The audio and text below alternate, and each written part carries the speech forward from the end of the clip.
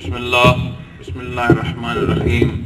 اللہم صلی علی محمد النبی الامی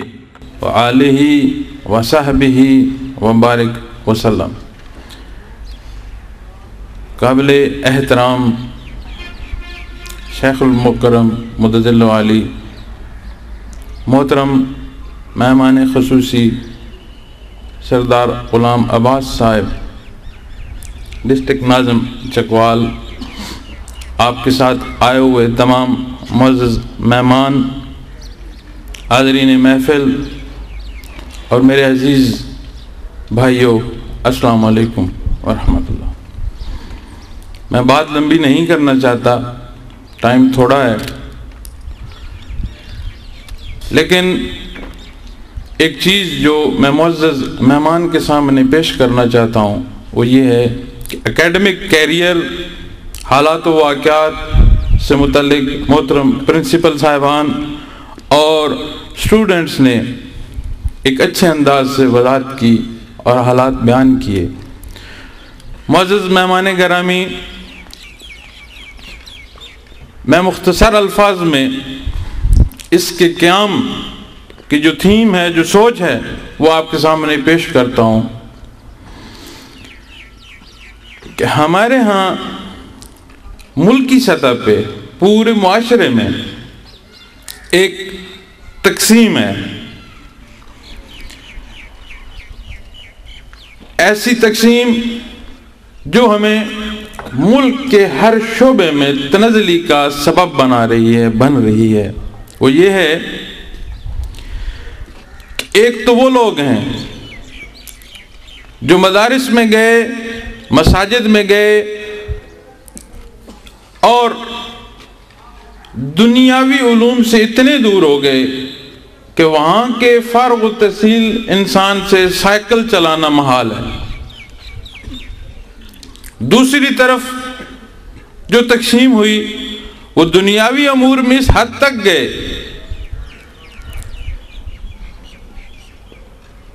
کہ کسی کو پوری نماز نہیں آتی، اور یہ محض اتفاق نہیں ہے، یہ ایک سوچے سمجھے منصوبے کے تحت تقسیم کی گئی تاکہ ہم متحد نہ ہو سکیں اور ترقی کی راہ پہ اس ملک کو گامزن نہ کر سکیں۔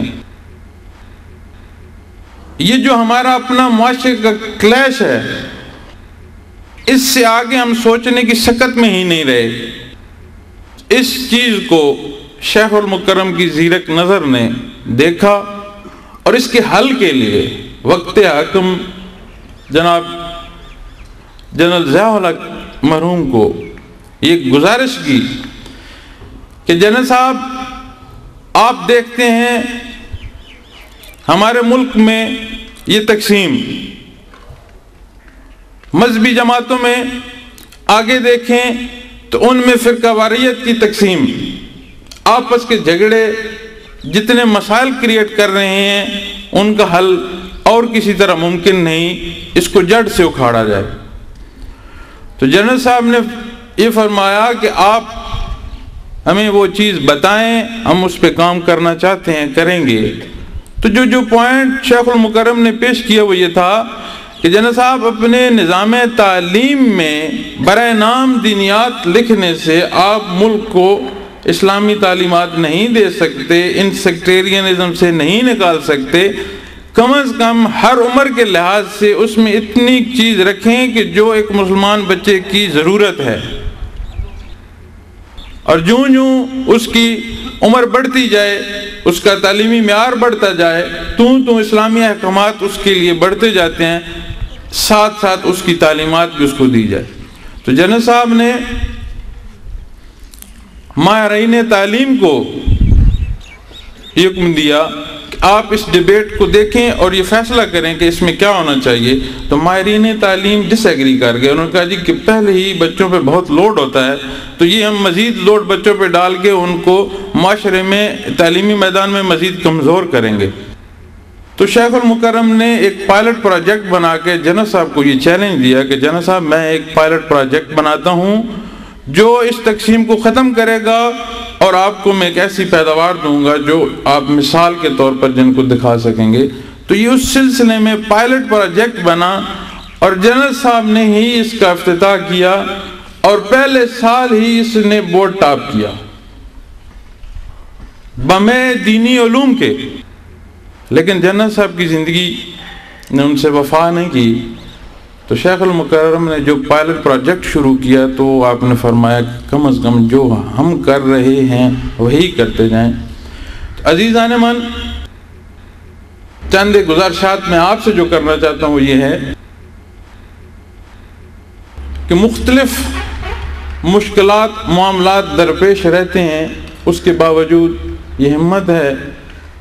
ہمارے شیخ کی، وہ تمام چیزوں کو مینج کرتے ہوئے ان چیزوں کو از خود اخراجات پہ یہ چیزیں چلا رہے ہیں۔ دعا بھی ہے، محنت بھی ہے کہ اللہ پاک، اور انشاءاللہ وہ وقت آئے گا جب یہاں یونیورسٹی ہوگی۔ ہمارے پاس 2 شعبے ہیں، جو بوائز سیکشن ہے، اس میں 8ویں 9ویں 10ویں کلاس ہے،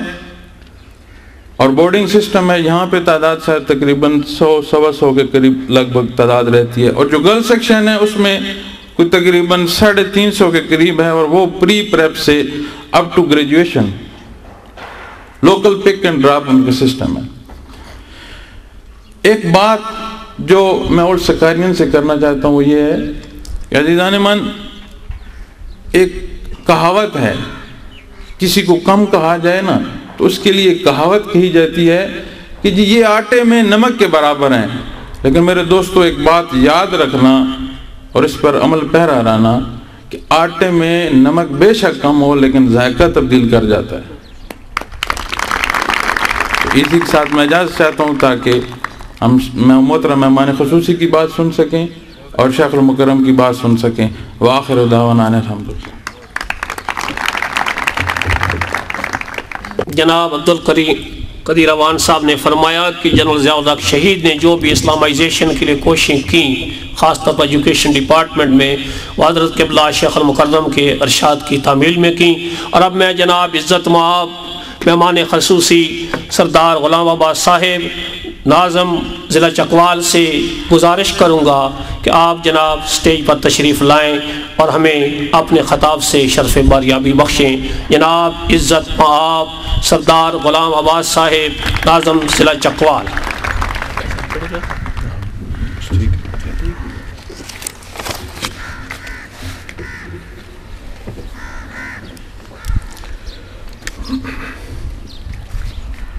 بسم اللہ الرحمن الرحیم۔ نہایت ہی قابل احترام جناب حضرت مولانا محمد اکرم اوان صاحب، جناب عبدالقدیر اوان صاحب، معزز حضرات،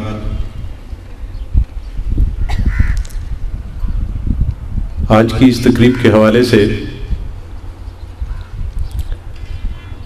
میں عزت مشکور ہوں سکارا اکیڈمی کے پرنسپل اور انتظامیہ کا کہ انہوں نے مجھے یہ عزت بخشی کہ یہاں میں آپ کے پاس حاضری دوں اور سکارا اکیڈمی کی بنیاد سے لے کے آج تک جو اس کے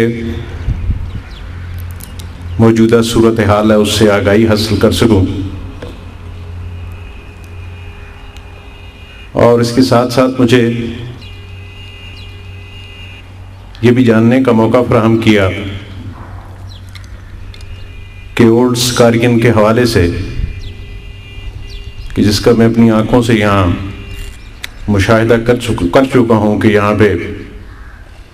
کچھ دوستوں نے جو گفتگو کی اور سوسائٹی کے جن شعبوں میں وہ عملی طور پہ زندگی گزار رہے ہیں، ان شعبوں میں یقیناً ان کی موجودگی سے اس ملک کو، آئندہ آنے والی نسلوں کو، اور بطور خاص اس اکیڈمی اور جہاں سے وہ فارغ التحصیل ہیں یہاں پہ کیا وہ فوائد چھوڑیں گے۔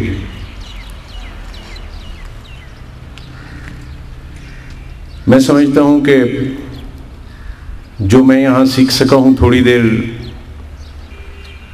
بیٹھ کے مجھے ازد خوشی ہوئی کہ سکارا اکیڈمی کے سابقہ پرنسپل سے لے کے آج کی موجودہ انتظامیہ تک جو سب سے زیادہ زور دیا جا رہا ہے وہ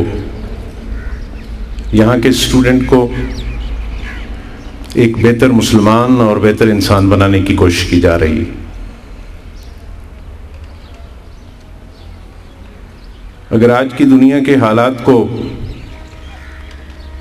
دیکھا جائے اور میں اپنی نظر مختلف اطراف میں ڈالوں تو میں سمجھتا ہوں کہ یہ بنیادی ضرورت ہے کہ جس پہ سکارا اکیڈمی کی انتظامیہ اور سکارا اکیڈمی کی مینجمنٹ اس سلسلے کو آگے بڑھا رہی ہے، اور میں سمجھتا ہوں کہ انسان کی کردار سازی اگر اس انداز سے نہ کی جائے کہ وہ دنیا کے بہت بڑے اداروں میں ہی کیوں نہ تعلیم کے لیے پہنچ جائے، اس وقت تک وہ اچھا انسان ثابت نہیں ہو سکتا۔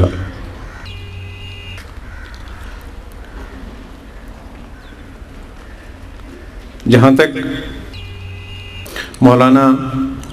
حضرت مولانا محمد اکرم آوان صاحب کا تعلق ہے، آج یہاں آنے کے بعد میں نے انہیں ایک نئے انداز میں اور نئی حیثیت میں پرکھنے کی اور دیکھنے کی کوشش کی ہے۔ میرا عقیدت کا رشتہ ان سے بہت پہلے کا ہے، اور میں نے زندگی میں اپنی عملی زندگی میں بہت کچھ ایک طالب علم کی حیثیت سے سیکھنے کی کوشش کی، اور آپ کو میں یقین سے کہتا ہوں کہ سیکھا ہے، لیکن آج ان کی اس شخصیت کے اس حصے کو دیکھ کے ایک پاکستانی ہونے کی حیثیت سے مجھے اطمینان سکون ملا کہ جس کا تذکرہ برادرم قدیر آوان صاحب نے اپنی گفتگو میں کیا، اور کچھ ایسی موضوعات پہ یہاں گفتگو کی کہ جو آج ہماری سوسائٹی کا سب سے بڑا المیہ ہیں، اور اس پہ یہ جس انداز سے قابو پانے کی کوشش کر رہے ہیں۔ میری دعا ہوگی کہ سکارا اکیڈمی کی انتظامیہ اور اولڈ سکارین اور ہم سب مل کے ان معاملات کو بہتری کی طرف لے کے جائیں، جو کہ پاکستان کے لیے ہماری ذاتی سوسائٹی میں ان چیزوں کی ازد ضرورت ہے۔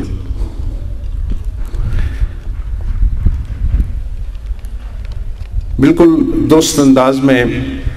قدیر صاحب نے کہا کہ ہماری انسٹیٹیوشنز جو ہیں وہ شاید کئی ادارے ایسے ہیں کہ جو اپنی آخری حدوں کو چھو رہے ہیں جس انداز میں اور جن فیلڈز میں وہ کام کر رہے ہیں۔ کچھ ادارے مذہبی لحاظ سے جو کام کر رہے تھے وہ بھی اپنی آخری حدود کو چھو رہے ہیں، اور ادارے جو دنیا کی تعلیم دے رہے تھے وہ بھی اپنی آخری حدود کو چھو رہے ہیں۔ تو میں اولڈ سکارینز سے صرف اتنا گزارش کروں گا کہ وہ زندگی کی جس شعبے میں بھی ہیں وہ اپنے اس ادارے کے لیے، اپنی آئندہ آنے والی نسلوں کے لیے پیار، محبت اور اعتماد کا جو یہاں سے سبق لے کے گئے ہیں وہ کوشش کریں کہ وہ سوسائٹی میں تقسیم کریں، تاکہ آئندہ آنے والا وقت ہمیں اس ادارے کو انہی کی عملی زندگی میں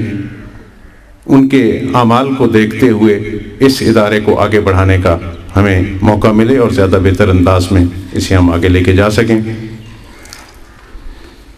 میں سکارا ایجوکیشن سسٹم کی دینی اور دنیاوی علوم کے حوالے سے خدمات کو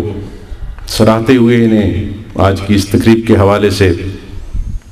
خراج تحسین پیش کرتا ہوں، اور اولڈ سکارین سے میں یہ گزارش کروں گا کہ یہ جو آئندہ آنے والی ان کی ایک اگلی جنریشن ہے جو اس ادارے سے فارغ التحصیل ہونے جا رہے ہیں، یہ اسی انداز میں ان سے اپنا رشتہ قائم رکھیں، اور وہ جنریشن کے جو انہیں فالو کرتے ہوئے آگے بڑھ رہی ہے اس سے میری گزارش ہوگی کہ وہ ان کے عملی حوالے سے ان کی زندگی کے معاملات کو دیکھتے ہوئے اپنے آپ کو اسی انداز میں آگے بڑھائیں، اور سکارا اکیڈمی کے حوالے سے یہ کوشش کریں کہ یہ اس ادارے کا نام جس انداز سے روشن کیا جا رہا ہے، جس انداز میں سوسائٹی میں یہ ڈیلیور کر رہے ہیں لوگ، اسی انداز سے یہ بھی جا کے سوسائٹی میں کچھ ڈیلیور کریں۔ تو جہاں تک ایک ناظم ہونے کی حیثیت سے، کیونکہ میں نے آپ سے گزارش کی کہ حضرت صاحب سے میں نے اپنی زندگی کے معاملات میں بہت کچھ سیکھا ہے اور سیکھنے کی کوشش کرتا ہوں، ناظم ہونے کی حیثیت سے میں آپ تمام دوستوں کو، کیونکہ آپ سوسائٹی کی ایسی جگہوں پہ اور ایسے مقامات میں اب پہنچ چکے ہیں کہ جہاں پہ یقیناً آپ فیصلے کرنے کی پوزیشن میں ہیں، آپ کا اپنا ایک مقام ہے، آپ کی اپنی ایک حیثیت ہے۔ میں آپ کو بتانا چاہوں گا کہ ہم نے کوشش یہ کی ہے کہ جس سسٹم کے تحت میں بحیثیت ناظم اس ڈسٹرکٹ میں ناظم کے آفس میں آیا، ہم نے کوشش یہ کی ہے کہ جو ٹریڈیشنل پالیٹکس ہے اس سے ٹکر لیتے ہوئے معاملات کو سلجھانے اور بہتری کی طرف لے کے جانے کی کوشش کی جائے، اور کوشش یہ کی جائے کہ اصول اور بنیادی طور پہ انصاف کو سوسائٹی میں قائم کیا جائے اور معاملات کو اس انداز میں آگے بڑھایا جائے کہ غلط کو غلط اور صحیح کو صحیح کہنے کی لوگوں میں جرأت پیدا ہو۔ آپ یقین جانیں، اس کے لیے مجھے ذاتی زندگی کے حوالے سے کئی ایک مراحل سے گزرنا پڑا، کیونکہ جو میں سمجھتا ہوں وہ یہ ہے کہ روایت سے ٹکر لینا آج کی سوسائٹی میں سب سے مشکل کام ہے۔ تو جب ہم نے روایتی سیاست سے ہٹ کے معاملات کو چلانے کی کوشش کی تو ہمیں کئی ایک مشکل مراحل سے گزرنا پڑا۔ اس میں ذاتی دوستوں سے لے کے حکومتی معاملات کے کئی ایک ایسے مقام آئے کہ جسے ہم نے دوستوں کی دعاؤں سے اور ایک کمٹمنٹ کے ساتھ معاملات کو اس انداز میں آگے بڑھایا کہ صورتحال بہتر ہوئی۔ تو میں آپ کو یہ یقین سے کہتا ہوں کہ زندگی کے ہر شعبے میں جس وقت ہم اس آفس میں آئے، ہمیں اگر ایک آپ میں سے کوئی شخص یہ سوال کرے کہ سب سے مشکل کام تمہارے لیے کون سا تھا، تو میں آپ کو یہ کہوں گا کہ جس آفس میں میں آیا تھا، جو 11 محکمے مجھے دیے گئے تھے، ان میں سب سے جو مشکل چیز مجھے دیکھنی پڑی یا مجھے ورثے میں ملی وہ یہ تھی کہ ان محکموں میں ڈسپلن کا کوئی نام و نشان نہیں تھا۔ ادارے پورے طریقے سے بدحالی کی طرف جا رہے تھے۔ ہم نے کوشش کی کہ بنیادی طور پہ ایک اصول اور ضابطے کو قائم رکھتے ہوئے معاملات کو آگے بڑھایا جائے۔ ایجوکیشن سیکٹر میں بھی ہم نے کوشش کی کہ جو چیز ہمیں 2001 میں ملی تھی، جس دن ہم یہ آفس چھوڑیں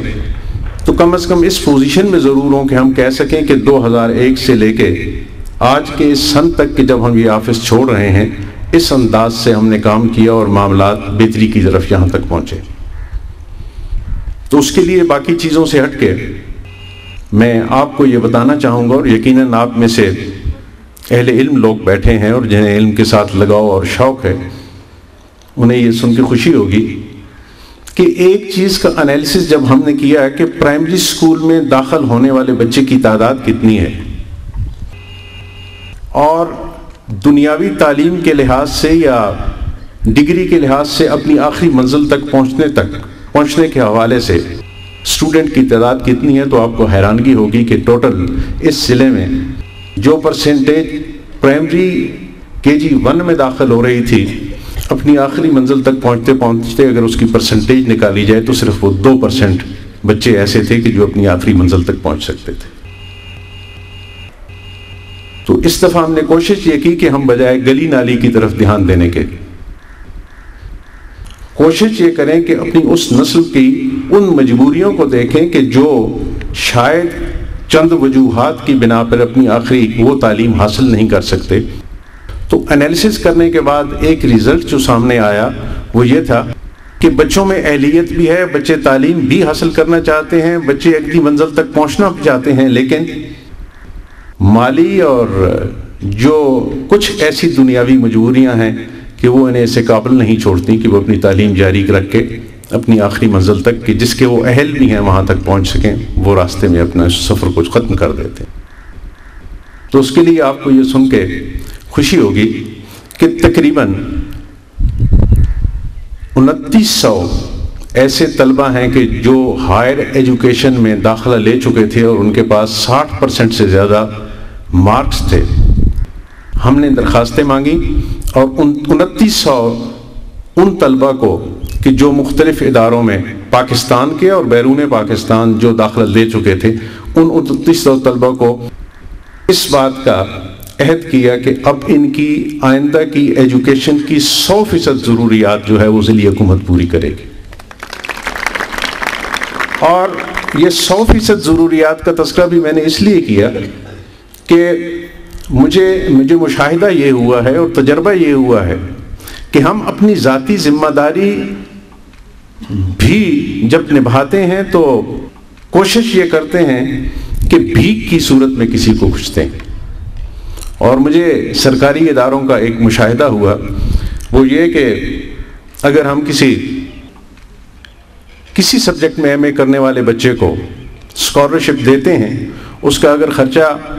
10,000 روپیہ ہے تو اسے ہم 2,000 روپے دے دیں گے. اب وہ 8,000 کے لیے دوبارہ کسی دروازے پہ یا دستک دے گا یا اپنی تعلیم کو ادھورا چھوڑ دے گا، اور وہ مقصد جس کے لیے ہم نے 2,000 دیا ہے وہ بھی پورا نہیں ہوگا. ایک بچہ جو ڈاکٹر بننا چاہتا ہے، اگر اس کے اخراجات 8 لاکھ ہیں تو ہم اسے 8 لاکھ کی بجائے 2 لاکھ دے دیں گے، اور ان 6 لاکھ کے لیے وہ اسی انداز میں در بدر پھرتا رہے گا اور وہ اپنی اس مقصد میں کامیاب نہیں ہو سکے گا. تو اس چیز کو سامنے رکھتے ہوئے میں نے اور میری کمیٹی نے ہم نے یہ فیصلہ کیا کہ وہ بچے جو ہمارے اس معیار پہ پورا اتر رہے ہیں، جن کی تعداد میں نے آپ کو بتائی، ان کو ہم ڈسٹرکٹ گورنمنٹ کی طرف سے، اگر کسی ڈاکٹر بننے والے بچے کا خرچہ 8 لاکھ ہے تو ہم اس کو 8 لاکھ روپے دیں گے. ہم اس میں کمی نہیں کریں گے تاکہ اسے ذہنی طور پہ یہ سکون مل سکے کہ جس مقصد کو حاصل کرنے کے لیے وہ کہیں نکل رہا ہے اس کے لیے رکاوٹ نہیں ہے اور وہ دل لگا کے اپنے اس مقصد میں کامیاب ہو سکے. ابھی کچھ دن پہلے میں حضرت سے یہ گزارش کروں گا کہ کچھ دن پہلے میرے پاس رزاق داؤد صاحب آئے. تو جب انہوں نے اپنی لمز کے حوالے سے اپنی یونیورسٹی کا تذکرہ کیا تو میں نے ان سے ایک چیز گزارش کی کہ آپ کے پاس جو لوگ تعلیم کے لیے آتے ہیں وہ تو دنیا کے ایسی جگہوں پہ بیٹھے ہیں یا ایسے گھروں میں بیٹھے ہیں کہ جن کے پاس دنیا کے تمام وسائل موجود ہیں. ان کے لیے قطعاً کوئی مشکل نہیں کہ وہ دنیا کی کسی یونیورسٹی میں جس علم کے وہ متلاشی ہیں اس کے لیے وہ چلے جائیں اور انہیں وہ علم نہ ملے، کیونکہ وہ ان گھروں میں پیدا ہوئے ہیں کہ ان کے پاس وہ سہولت موجود ہے. تو آپ ہماری ان آبادیوں کے لیے کیا کر رہے ہیں کہ جو میں سمجھتا ہوں کہ اگر آپ کہتے ہیں کہ آپ چیریٹی پہ یا آپ سوشل ورک کی حیثیت سے کچھ کرنا چاہتے ہیں تو آپ ہماری ان آبادیوں کے لیے کیا کر رہے ہیں. تو اس وقت تو انہوں نے مجھے جواب نہیں دیا، لیکن بعد میں انہوں نے مجھے ایک خط لکھا کہ ہم چکوال کے لیے تمہاری اس تجویز کے بعد ہم نے فیصلہ یہ کیا ہے کہ ہم مختلف دور دراز کے اضلاع چنیں گے جن بچوں کو ہم یہاں لے کے آئیں گے اور 4 سال کے لیے جس فیلڈ میں بھی وہ کورس کرنا چاہتے ہیں یا پڑھنا چاہتے ہیں وہ ہماری یونیورسٹیز میں پڑھیں اور ان کو ہم فیسیلیٹیٹ کریں. تو یہ بھی میں آپ کو بتانا چاہوں گا کہ آپ کے اس ضلع کے، اور بطور خاص حضرت صاحب کو یہ گزارش کرنا چاہوں گا کہ آپ کے ضلع کے 25 بچوں کے پیپرز ہم نے اب لمس میں بھجوائے ہوئے ہیں، جن میں سے 10 بچے سلیکٹ ہوں گے اور ان 10 بچوں کا ٹوٹل اخراجات جو ہیں وہ ڈسٹرکٹ گورنمنٹ اور ہمارے دوست ان کو سپانسر کریں گے اور ان کو سپورٹ کریں گے تاکہ وہ آخری منزل تک جا سکیں. تو گو میری آپ یقین جانیں یہ حیثیت نہیں، اور نہ میں چاہتا ہوں اور نہ ہی جو مجھے اپنی زندگی کے آخر میں زندگی میں اور دن میں کئی لوگوں کو ملتا ہوں پیشے کے لیے، اب جس فیلڈ میں میں ہوں اس فیلڈ کا بنیادی تقاضا یہ ہے. تو مجھے اس بات کا تجربہ ہے کہ میں یہ بات اگر یہاں کروں گا تو شاید یہ مناسب نہ ہو، لیکن میں حضرت مولانا محمد اکرم صاحب کا ایک عزیز ہونے کی حیثیت سے ان سے یہ گزارش کروں گا کہ ان کے وہ بچے کہ جو سکارا انسٹیٹیوشن سے اپنی ہائر ایجوکیشن کے لیے یہاں سے فارغ التحصیل ہوں اور ان کے پاس 60% نمبر ہوں، تو ڈسٹرکٹ گورنمنٹ اگلے سال سے ان کے ساتھ یہ کمٹمنٹ کرتی ہے کہ جتنے بچے بھی یہ 60% سے زیادہ بھیجیں گے، ہائر ایجوکیشن کے لیے جتنے اخراجات انہیں چاہیے ہوں گے ضلعی حکومت انشاءاللہ انہیں دے گی۔ اور میں سمجھتا ہوں کہ کیونکہ میں کہہ چکا ہوں کہ ذاتی طور پہ میں جانتا ہوں یہ ان چیزوں پہ یقین نہیں رکھتے، لیکن میں اس ضلع کا اور اس مٹی کا فرزند ہونے کی حیثیت سے بنیادی طور پہ اپنے فرائض میں سے ایک فرض سمجھتا ہوں کہ میں جب تک ان چیزوں کی طرف دھیان نہیں دوں گا یا ڈسٹرکٹ گورنمنٹ ان چیزوں کی طرف دھیان نہیں دے گی تو ہم آئندہ آنے والی نسل کی وہ خدمت نہیں کر سکیں گے جو ہمیں کرنی چاہیے۔ تو میں دوبارہ سکارا اکیڈمی کے پرنسپل، ان کی انتظامیہ کا عزت مشکور ہوں کہ انہوں نے مجھے موقع فراہم کیا، اور مجھے عزت خوشی ہوئی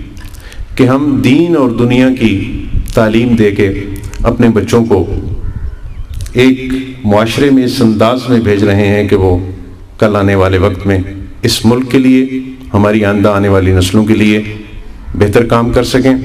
اور مجھے اس بات پہ بھی خوشی ہوئی کہ سکارا اکیڈمی نے، جو کہ کم از کم کسی دینی مدرسے میں شاید کہیں ہو، اس کا مجھے پورا مشاہدہ یا تجربہ نہیں ہے، لیکن پرنسپل سکارا اکیڈمی نے اپنے نام کے ساتھ سائنس کالج لگا کے یقیناً باہر سے آنے والے لوگوں کے اعتماد میں اور زیادہ اضافہ کیا ہے۔ میری دعا ہے کہ اس فیلڈ میں آپ کامیاب ہوں، اور میں سمجھتا ہوں کہ اگر مسلمان کی حیثیت سے ہم نے ان بچوں کی بہتر انداز میں پرورش اور بہتر انداز میں انہیں اپنی علم کی آگاہی دے دی تو دنیا کے علوم ان کے لیے حاصل کرنا کوئی مشکل نہیں رہے گا۔ خدا آپ سب کا حامی و ناصر ہو، اور پروردگار ہمیں توفیق دے کہ ہم آئندہ آنے والی نسلوں کے لیے اپنی حیثیت میں جو کچھ ممکن ہو سکے وہ کر کے جائیں، کیونکہ ہم میں سے اکثریت وہ بیٹھی ہے کہ اگر آج ہم تنقید کرنا شروع کر دیں کہ فلاں جگہ پہ یہ نہیں ہو رہا، میں سمجھتا ہوں کہ اگر میں بحیثیت عباس اپنی رسپانسبلٹیز کو پورا کرنا شروع کر دوں تو یقیناً میں معاشرے کو بہت کچھ دے سکتا ہوں، اور شاید اس کے اثرات دور تک جائیں۔ تو خدا آپ سب کا حامی و ناصر ہو، اور میں آخر میں گو اپنی گفتگو مختلف لکھی ہوئی بھی اور تھی اور یہاں پہ میں کرنا بھی اور چاہتا تھا، تو رات میں کیونکہ جس فیلڈ میں آیا ہوں ہماری کچھ اس میں شاید اب میرے بھائی قدیر اوان صاحب کی اور پیر شوکت صاحب یہاں تشریف رکھتے ہیں، ان کے لیے بھی شاید یہی مشکلات پیش آئیں ان کو بھی۔ تو مجھے ایک وقت میں خوشی ہوتی تھی، بلکہ مجھے شوق تھا پڑھنے کا۔ تو جس فیلڈ میں آیا ہوں ہماری مجبوریاں یہ ہیں کہ سب سے پہلی چیز یہ ہوتی ہے کہ اس میں شاید وقت اس انداز سے آپ اپنے لیے وقت نہیں کر سکتے جس انداز سے آپ کو کرنا چاہیے۔ تو میں صرف یہ رات مجھے کلیات اقبال کی اتفاق سے، یہ نہیں کہ میں نے کلیات اقبال کی اتفاق سے کتاب میں جب رات واپس آیا تو میرے وہ اتفاق سے میرے ٹیبل پہ پڑی تھی، تو میں نے کھولا تو ایک چیز میری نظر میں آئی اور کچھ اشعار تھے اس کے، باقی سارا تو پڑھنا اب ممکن نہیں ہوگا کیونکہ وقت نہیں ہے۔ افغانیوں کی غیرت دی کا ہے یہ علاج، ملا کو ان کے کوہ دمن سے نکال دو۔ اب یہ اس کو اوپر سے پڑھا جائے اور نیچے سے پڑھا جائے تو یہ بات ذرا کافی لمبی ہو جائے گی، اور اس کے ایک ایک شعر کو ڈسکس کرنا کافی مشکل ہے۔ تو میں حضرت صاحب سے یہ گزارش کروں گا کہ اب اقبال کا یہ ملا کیا ہے اور کون ہے؟ میری دعا ہے کہ جس سکارا کا ہر بچہ اقبال کا یہ ملا ثابت ہو، اور آئندہ آنے والے وقت میں یہ ہمارے لیے بہتر نام چھوڑ کے جائے۔ شکریہ۔ جناب عزت مآب سردار غلام عباس صاحب نے یہ پیغام دیا کہ جو آپ نے یہاں سے پیار و محبت اور دین کا عمل سیکھا ہے اس کو معاشرے میں عام کر کے معاشرے کو فلاح و بہبود کا گوارا بنا دو۔ اب میں جناب اعلیٰ حضرت شیخ المکرم قبلہ حضرت مولانا محمد اکرم اوان صاحب امیر تنظیم الاخوان سے یہ گزارش کروں گا کہ جناب والا ہماری دلی اور روحانی رہنمائی کے لیے اپنے ارشادات عالیہ سے ہمیں مستفید اور مستفیض فرمائے۔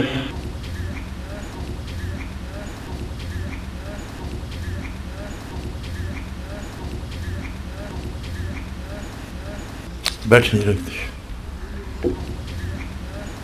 الحمدللہ رب العالمین والصلاة والسلام علی حبیبہ محمد وآلہ وصحبہ اجمعین۔ اعوذ باللہ من الشیطان الرجیم، بسم اللہ الرحمن الرحیم۔ جناب سردار غلام عباس صاحب ناظم ضلع چکوال، معزز مہمانان گرامی، عزیز طلباء، السلام علیکم۔ سکارا ایجوکیشن سسٹم پر بہت سی بات ہو چکی، اولڈ سکارینز نے بھی اپنے احساسات اور تجربات بیان فرمائے، اساتذہ کرام اور سابقہ پرنسپل صاحب نے بھی بات کی، اور ناظم ایجوکیشن سسٹم نے بھی اس کی بنیادی جس طرح سے یہ وجود میں آئی اور جو اس کا مشن ہے اس پہ بات کی، تو بات بہت زیادہ ہو چکی ہے۔ اس سسٹم میں ایک یہ بات بھی ہے کہ یہ نو پرافٹ بیسس پہ ہے، اور اس سارے کام سے کچھ منافع نہیں لیا جاتا، بلکہ جو بچوں کی فیس اور جو ان کا کھانے پینے کا خرچ ہوتا ہے وہی ان کی فیس ہوتی ہے، جس سے ٹیوشن اور میسنگ ان کی پوری ہو جائے، اور جو بچے وہ پورا نہیں کر سکتے وہ ہمارا سسٹم جو دارالعرفان کا ہے وہ ان کے وظیفے کا اہتمام کرتا ہے، اور کچھ بچے ایسے بھی ہیں جنہیں ادارہ سپورٹ کرتا ہے، اور اس میں دیکھا یہ جاتا ہے کہ کوئی کسی کو 25% سپورٹ چاہیے ہوتی ہے، کسی کو 50%، بعض کو 100%۔ دوسری ایک بات جو زیر بحث نہیں آئی وہ میں عرض کر دوں کہ یہاں کوئی مذہبی تفاوت نہیں ہے، کوئی فرقہ بندی نہیں ہے۔ یہاں بچے اہل سنت کے بھی آتے ہیں، دیوبندیوں کے بھی، اہل حدیث کے بھی، اہل تشیع کے بھی، اور ہمارے پاس بحمد اللہ عیسائی بچے بھی اس وقت بھی پڑھ رہے ہیں، اور سب کو برابر سٹیٹس پر اور برابر تعلیم اور تربیت مہیا کی جاتی ہے۔ ہم سمجھتے ہیں کہ یہ تعلیم جو ہے یہ انسان کا حق ہے، کسی فرقے یا کسی طبقے کا نہیں۔ ہم کیا چاہتے ہیں میں مختصراً عرض کر دوں۔ ہمارے آج کے اس گئے گزرے زمانے میں جب ہم دین سے بہت دور جا چکے ہیں، جہاں بہت سی غلط فہمیوں نے جنم لیا ہے، ایک بہت بڑی غلط فہمی یہ بھی ہے کہ جی آپ تو دیندار لوگ ہیں، آپ اللہ اللہ کرنے والے ہیں، آپ کو ملکی حالات سے یا سیاسیات سے کیا لینا دینا، آپ تسبیح لے کر جا نماز پہ بیٹھیں اور اللہ اللہ کریں۔ اور ایسا ہو رہا ہے۔ میرے اندازے کے مطابق اگر میں غلط نہیں ہوں تو جب بھی الیکشن ہوتے ہیں تو ہمارا جو طبقہ جو دیندار اپنے آپ کو کہلاتا ہے، جو نماز روزہ کرنے والے اور کچھ دینی علم رکھنے والے ہیں، کم از کم ان میں سے 60% لوگ اس میں پارٹیسپیٹ نہیں کرتے، کہ وہ سمجھتے ہیں ہم دیندار ہیں، نیک لوگ ہیں، ورع تقویٰ لے کر بیٹھے، ہمیں اس میں کیا، یہ دنیا داری تو فضول سا کام ہے۔ یہ وہ دھوکہ ہے جو مغرب نے مشرق کو دیا ہے، یا طاغوتی طاقتوں نے مسلمان کو دیا ہے۔ دین کی بنیاد اس بات پر ہے کہ جہاں حقوق اللہ کا تحفظ کیا جائے اس سے زیادہ حقوق العباد کا تحفظ کیا جائے۔ دین یہ بات بتاتا ہے کہ اللہ فرماتا ہے میرے حقوق جو بندے پر ہیں اس میں کوتاہی ہوگی تو میں معاف کر سکتا ہوں، میری رحمت بہت وسیع ہے، لیکن اگر میرے بندوں کے حقوق میں کوتاہی کرے گا تو اسے معاف کرنے کا اختیار ان بندوں کے پاس ہوگا جن کے حقوق میں اس نے کوتاہی کی ہے۔ ہمیں اس سے دور کیا جا رہا ہے۔ ایک مثال جو ہمارے سامنے قیامت تک روشن و تابندہ رہے گی۔ میں عرض کر کے بات ختم کرتا ہوں کہ وقت کا دامن تنگ ہو رہا ہے۔ ہمارے معاشرے میں باوجود اس کے کہ ہم گناہگار ہیں، لیکن جو حضرات سید کہلاتے ہیں ان کا احترام بہت زیادہ ہے۔ ہم دیکھتے ہیں کہ بعض ایسے حضرات ہیں جو نماز روزہ بھی نہیں کرتے، بعض ایسے حضرات ہیں جن کے بعض امور پہ معاشرے میں تنقید بھی کی جاتی ہے،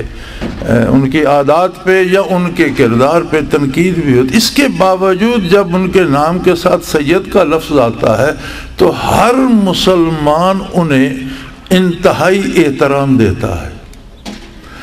اگر آج کے میں یہ سمجھتا ہوں کہ ہمارے پاس جو سید حضرات ہیں ان میں شاید سارے سید حضرات کا شجرہ نسب بھی درست نہ ہو، کچھ شاید راستے میں قافلے میں شامل ہو گئے ہوں سید کہلانے کے شوق میں، اس کے باوجود سب کو احترام ملتا ہے،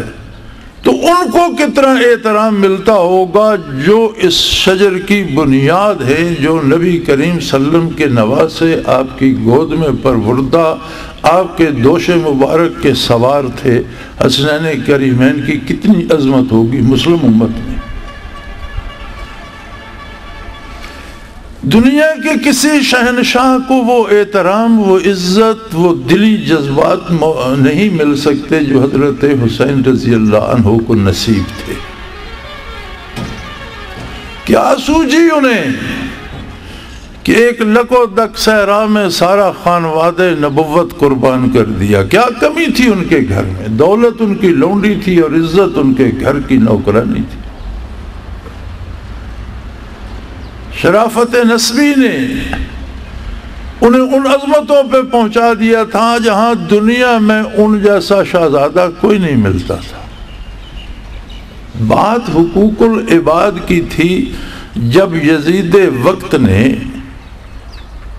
اقتدار کو اللہ اور اللہ کی مخلوق کی امانت نہ جانا اور اس میں اپنی پسند و ناپسند کو داخل کرنا چاہا، تو ان ساری آسائشوں کو ٹھکرا کر اس خواہش کے آگے پل باندھنے کے لیے حضرت حسین رضی اللہ تعالی عنہ نے نہ صرف جان بلکہ سارا گلستان نبوت قربان کر دیا، اور قیامت تک کے لیے ایک روشن مثال بن گئی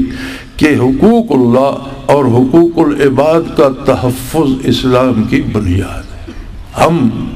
یزید دہر کے سامنے حسین کے پیروکار کھڑا کرنا چاہتے ہیں۔ سکارا اکیڈمی کا صرف اور صرف یہ مختصر سا مقصد ہے۔ اب یہ فیصلہ تاریخ کرے گی کہ ہم نے معاشرے کو کیا دیا، سکارا کے بچے کہاں کہاں پہنچے اور انہوں نے کیا کیا کیا۔ اللہ کریم ہماری ان عاجزانہ کوششوں کو قبول فرمائے اور اس مشن کو جاری و ساری رکھے، اسے ترقی دے، اور اللہ کرے کہ ملک کے سارے ادارے اس جذبے کی پیروی کریں اور ہمارے تمام اداروں میں ایسے ہی جانثار،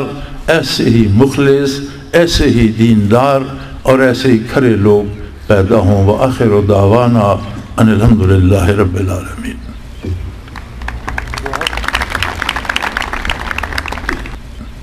دعا کر لیں۔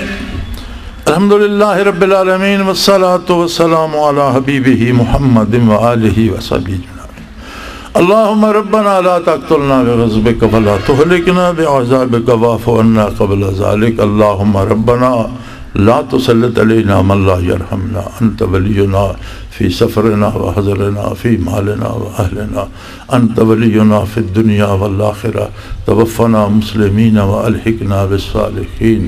اللہم ربنا وفقنا لما تحب وترضى واجعل آخرتنا خیرا من الاولی۔ اللہم ربنا سہل لنا امورنا کلها فی دیننا ودنیانا، رب یسر رب یسر رب یسر ولا تعسر وتمم بالخیر، وصلی اللہ تعالی علی حبیبہ محمد وآلہ وسلم برحمتک یا۔ اب इल्तमास है जोडो कराटे की टीम से कि वो सामने स्टेज के तशरीफ़ ले आएँ और अपने फ़न का मुज़ाहरा करें। चूँकि इल्मी तालीम के साथ साथ जिस्मानी तालीम बहुत ज़रूरी होती है। सेहतमंद जिस्म के अंदर ही सेहतमंद दिमाग होता है, इसलिए जल्दी जल्दी वो बच्चे जो इस टीम के शुरका हैं सामने तशरीफ़ लाएं और डाइस के सामने आकर अपने फ़न का मुज़ाहरा करें।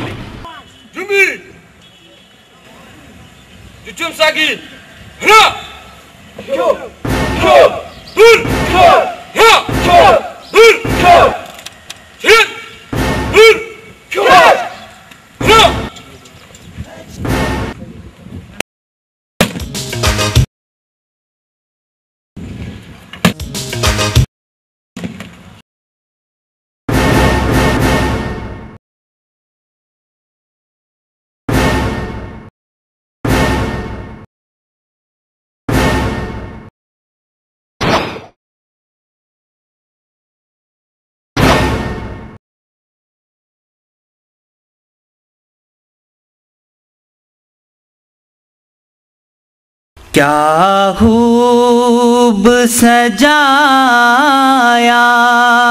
है तेरी याद ने दिल को, फूलों में बसाया है तेरी याद ने दिल को, फूलों में बसाया है तेरी याद ने दिल को। क्या खूब सजाया